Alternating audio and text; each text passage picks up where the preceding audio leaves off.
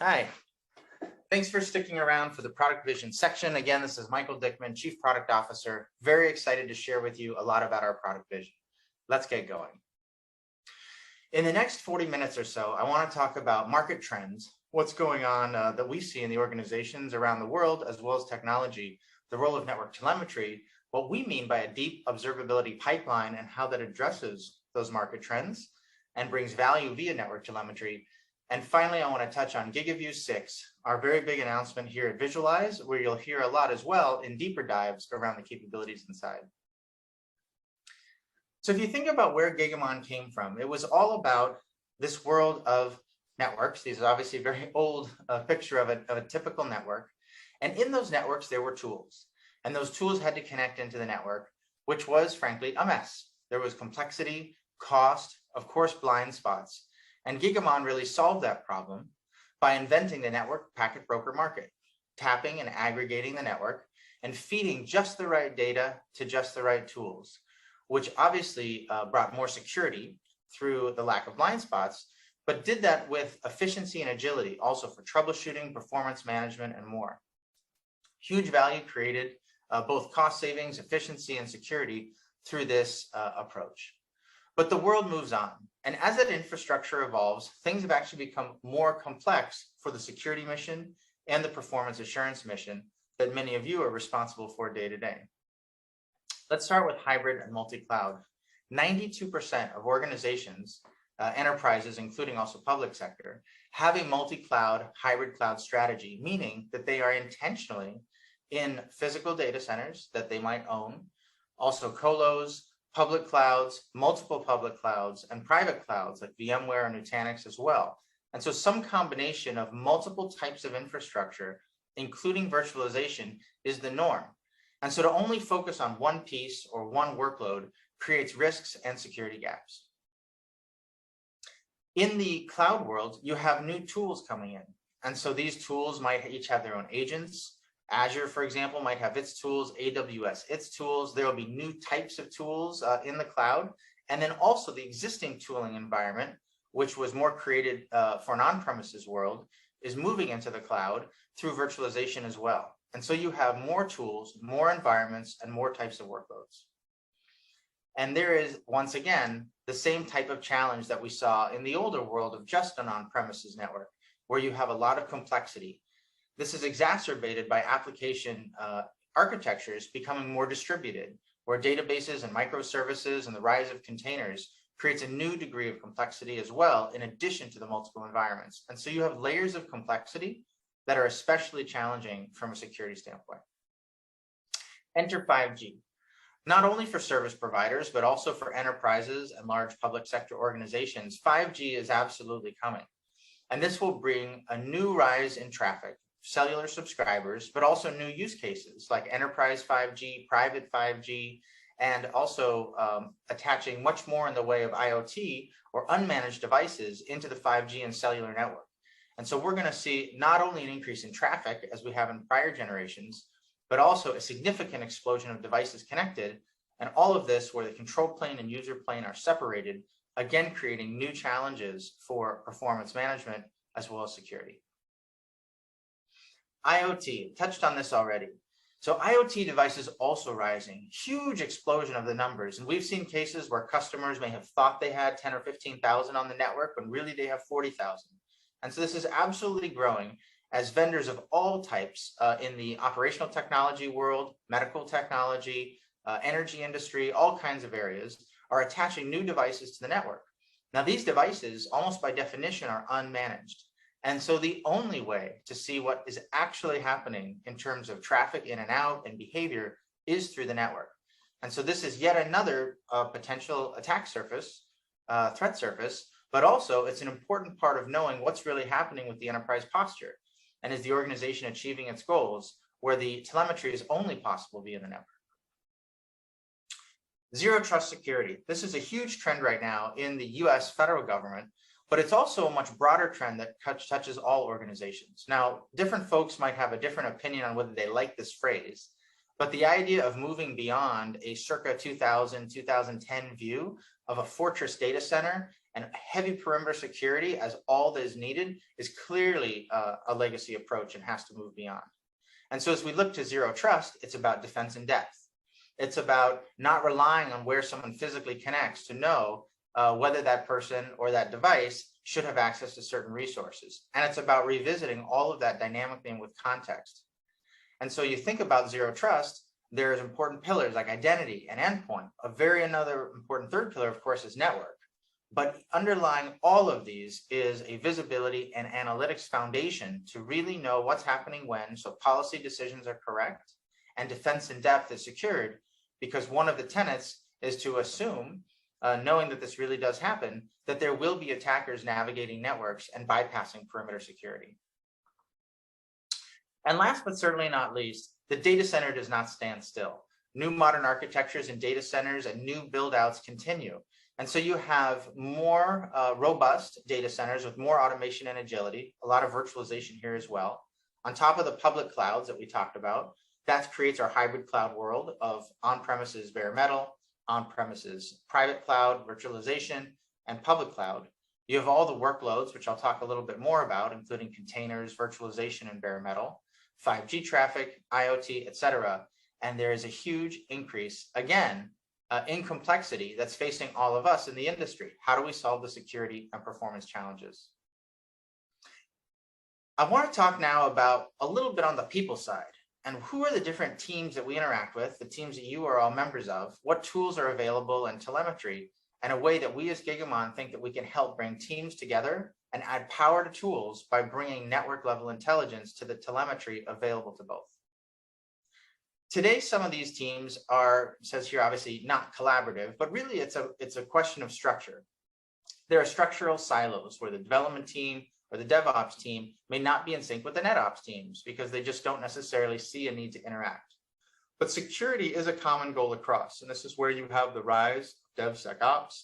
You have network teams increasingly responsible for network security, and you have security architects and cybersecurity leaders who recognize that every single piece of the puzzle must be in sync to ensure a zero trust approach in this world of hybrid cloud, 5G, IoT, and continued build out of data centers as well.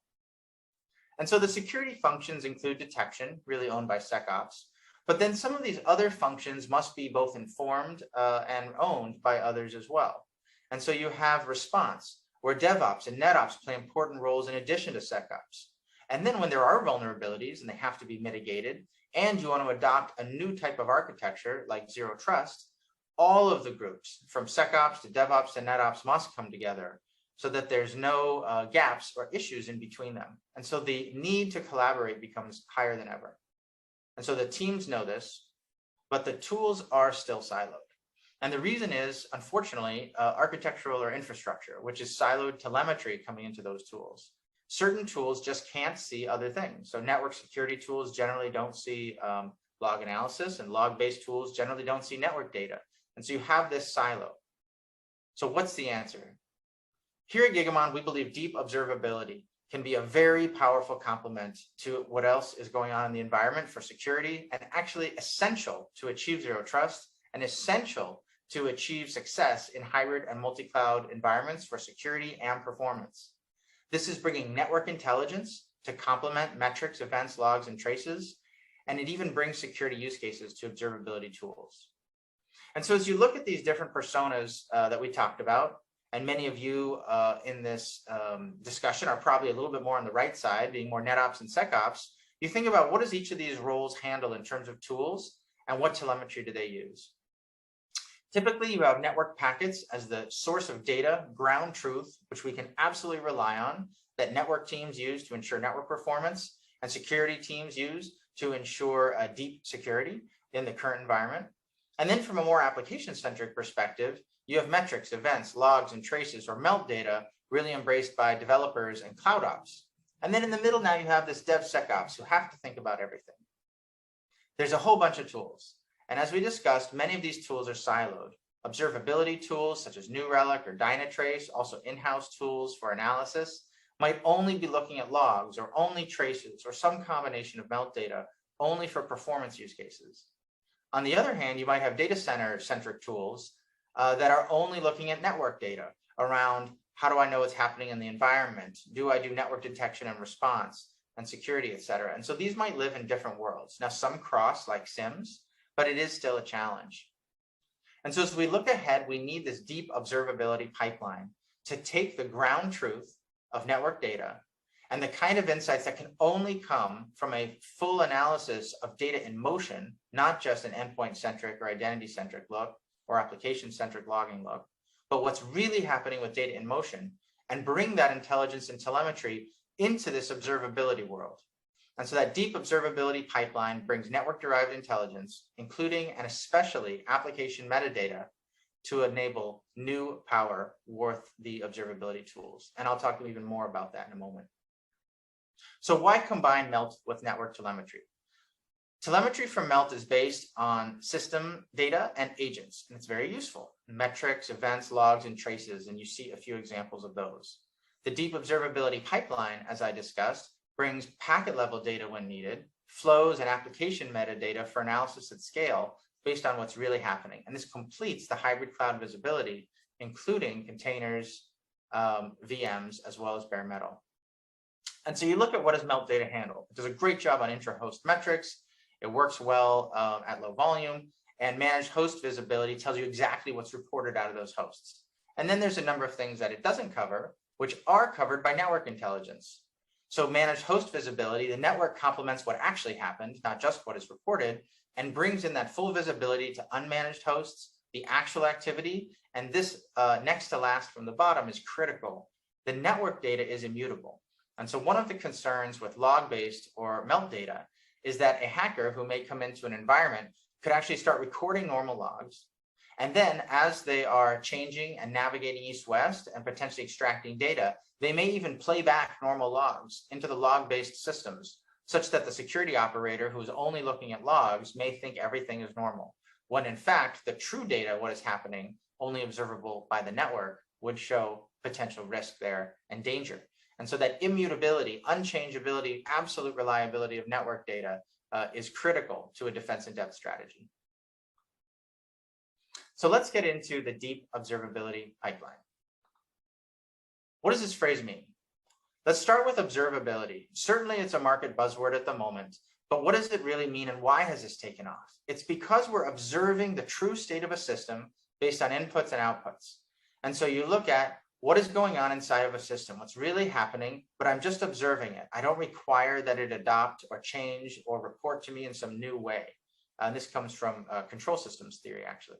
And so observability has been very useful for application performance as a new paradigm, but it hasn't been brought as much into security. And one of the reasons is it doesn't have the depth that you can only get from network data, because the depth of information that you can get from the network, including application metadata, tells you what's really happening, which is essential for security, even more so than the application performance use cases, to know the true immutable facts from the application layer, even down to packets and frames. And so bringing in that depth, if you will, from L2, L3, L4, L7, into an observability mindset brings a whole bunch of new power. And pipeline, an efficient information flow. To achieve deep observability, you need to take the right data to the right places as efficiently as possible, and that must be done with automation and orchestration. As you think about containers at scale in public cloud, old ways just won't cut it, and you need a modern pipeline to take this deep observability telemetry into the right tools. And this is what Gigamon is, a deep observability pipeline to enable deep observability for security and performance use cases in hybrid and multi-cloud. And these are the components. It's all about accessing the right telemetry, brokering it, as we've done through our entire history, but also transforming it and enriching it and optimizing it and enabling investigations with tools like Gigamon Threat Insight for network detection and response. And all of these components then are essential to securing and managing any workload in any environment to any destination or any tool, whether that's network traffic, flow records, or network and application metadata, the right tool receiving the right data. And we also would note a big thank you to all of our technology partners who see the value and are embracing what they can do more to help customers and partners in the world, thanks to this new source of telemetry, new to them, but not new, of course, to the world of security and performance as we look back in time. And so traffic intelligence, application intelligence, security intelligence, subscriber intelligence, all of these pieces come into play in this deep observability pipeline with a single management from GigaVUE Fabric Manager, the GigaSMART intelligence, which is the heart of the way that we're optimizing and enriching and creating agility and automation into the overall tooling system, all running on that single unified GigaVUE operating system. And that is important from a product standpoint, that it is the same OS with the same way of thinking about flow mapping, fabric maps, the right services, the right way to set destinations, reliability, HA, all of that is unified in the GigaVUE operating system in container environments, VM environments, bare metal environments, in public cloud, in private cloud, in physical data centers. So no matter your infrastructure choice and no matter your tooling choice, bringing this unified view is our vision to create simplicity and confidence in the way that you can secure and optimize your application performance, your user experience, and your overall enterprise security. I'll finally close on GigaVUE 6. And closing here for me is really the introduction to the rest of the week for you, where you'll hopefully get a lot more detail about a lot of these capabilities. As I talked about, the hybrid cloud security requirements are evolving rapidly. And the second data point here I want to focus on, 75% of IT leaders believe combining observability, which again today is mostly log-based or melt-based, with network intelligence is critical for hybrid cloud security. This must be achieved. And so bringing that actionable network-derived intelligence to amplify security and observability tools achieves that goal. We deepen and extend observability. You see a number of the use cases here, and you can bring that actionable network intelligence anywhere, opening up a whole new realm of possibilities for the tooling, much of which is activated today. And this current release, the GigaVUE 6 release, starting with 6.0, which is already out, 6.1 coming very soon, helps, quote, democratize the security delivery across all IT operations teams. We talked earlier about how, unfortunately, siloed telemetry can create siloed tooling and siloed approaches. And we can now increase collaboration and visibility everywhere through this deep observability pipeline.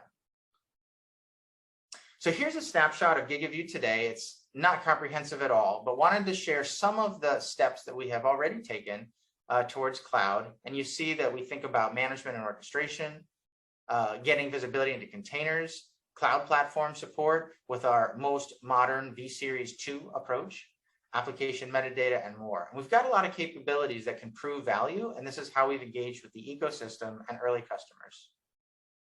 But now with GigaVUE 6 and 6.1 available, there's a huge improvement and increase in the capabilities we have for this hybrid multi-cloud world, for security use cases and more.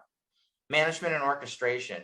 You see here a lot of the capabilities, and we'll continue to enhance these so that it becomes more and more automated and orchestrated no matter what environment you're working in. Containers is absolutely at the heart of GigaVUE 6. Not only do we have special support for things like Red Hat OpenShift, for service provider and other use cases, but now with our universal container tap, we can support essentially any Kubernetes orchestration engine, like AWS, Elastic Kubernetes Service, for example, or anything else, native Kubernetes. We can work with any container network interface, and you see some examples here, and different types of engines that you might encounter in specific environments like service provider, all leveraging a kernel API as well. And so the container story is rock solid, and we would ask that each of you explore that, because each of your organizations is very likely far down the path with new applications in containers. Cloud platform support, extending to Google with vSeries 2. Obviously, VMware is here as well, even though not explicitly called out as a platform, and then moving to Nutanix and others beyond. Application metadata. This one is very exciting. I talked about the power of bringing that application metadata to certain tools, but how easily and how automated can you bring that data over? Well, now it's seamless with standard approaches like JSON. Some might prefer Kafka. And then if you use the Threat Insight product to use what we call MetaStream with signals, where you send just a subset of the right data to certain tools very easily, it becomes easier than ever to bring that application metadata into a tooling environment, especially for security use cases. Very excited about that. So for example, how do I know crypto mining is happening? I can know that from application metadata, but I need to visualize that somewhere. And And so now I can take that into New Relic or Sumo Logic or Dynatrace or other tools in my environment and see that together comprehensively with other data as well. SSL decryption, moving beyond layer 2 to layer 3, including inline decryption. On the service provider world with subscriber-aware sampling, you see that at the top, more efficient ways like rotational sampling. So we even continue how we're bringing this world, both cloud and non-cloud, into the service provider scale as well. And then last, but certainly not least in the bottom right, is to do the deep observability processing, which, as I mentioned earlier, requires enrichment, optimization, filtering that has to be done at massive scale now. And so we're very excited to introduce the GigaVUE HC1 Plus, which is a physical appliance with amazing performance, probably twice the GigaSMART performance and half the form factor when you compare it to an HC2. And in this new platform, we can actually bring back cloud-based or virtualized telemetry into a physical environment for processing. So you get best of both worlds, efficiency on the processing side, but complete coverage of telemetry acquisition in virtual as well as physical. So across all kinds of areas, just a quick snapshot of capabilities.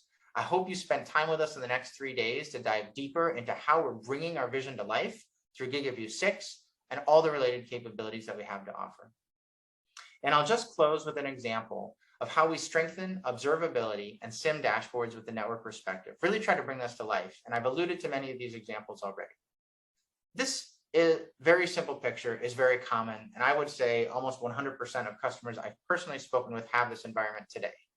Managed hosts, including VMs and containers that work across diverse networks, and a wide set of tools on the right. And they obviously no customer might have all of these, but they'll often have 2 or 3 or 4 of those on the right.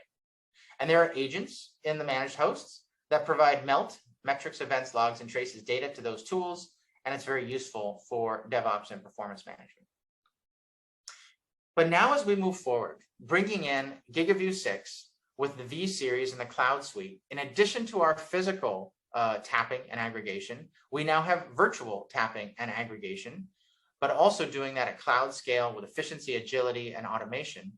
We can extract just the network metadata, which is extremely efficient and ensures low costs for egress versus other options, and bring that network-derived intelligence into that same set of tools. So rather than proliferating tools and having even more complexity and fragmentation, you can take the existing tools you have and complement it now with a whole new set of analyses and dashboards. Am I using expired certificates? Is there crypto mining? What's happening with east-west movement? How does that correlate with other analytics in the environment? This new view gives a whole level of power for defense in depth and achieving zero trust in that hybrid cloud world.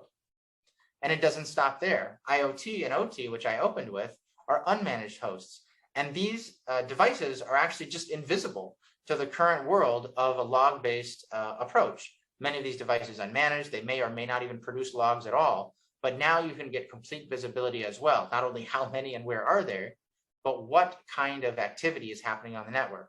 So again, a new set of analyses and correlations, all built on network-derived intelligence with completeness, if any workload, any environment, to any destination. Sees all traffic, can monitor all hosts for discovery and detection across the board. I hope you spend a lot of time with us in the next few days, but even more than that, I hope you engage with us via the GigaVUE community, directly with your Gigamon contacts and counterparts, and also always welcome outreach directly into the Gigamon product team. We're so grateful to have your trust and your partnership, and we are excited to see what we can achieve together in the coming months and years ahead. Thank you so much, and enjoy Visualyze.